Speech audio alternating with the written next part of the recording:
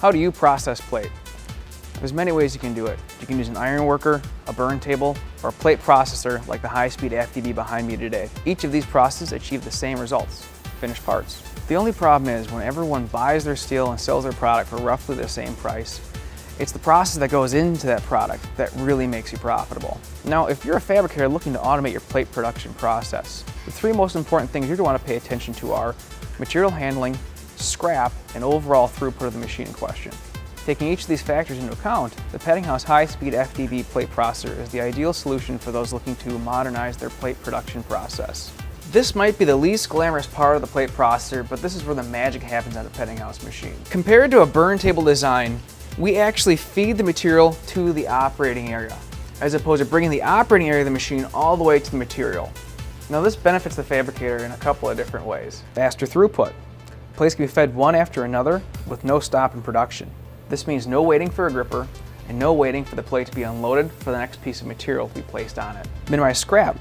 A rigid scrap skeleton is not required to maintain operations. On the Peddinghaus machine, parts are cut into zones and typically yield about 5 to 8% scrap ratios in common nests. Modest footprint.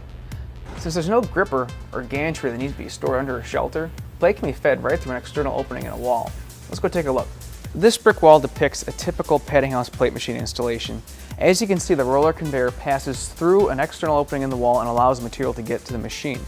This minimizes your footprint, allows you to keep all your material outside with your external dust collection unit as well. Plate is delivered and stored outside and then conveyed into the building. This can be easily loaded onto the conveyor using a fork truck. Here we are again at the front of the machine. This is where the primary operating area resides. This is our torches, spindle, and tool changer. These three components move together in unison back and forth in front of the machine as the material is clamped with 12 tons of force and pulled through the operating process. As you can see, this machine utilizes a dump table and plenum chamber design. There's no slats, there's no water table, there's no downdraft table. What this means is better tool life and less maintenance. Now as you're drilling, this is what I consider a collision-free zone. There's no slats to hit with the tool, there's no slats to hit with an end mill. This means that you have maximized tool life. As far as maintenance goes, scrap, cutting byproduct, everything goes into a cart underneath the machine and is easily rolled out on maintenance day. After parts are processed, they're dumped onto one of two different conveyor options, a side unloader or a front end unloader. Each of these options takes finished parts away from the operating zone and allows them to be sorted or taken to the next step of the process. This closes the material handling loop.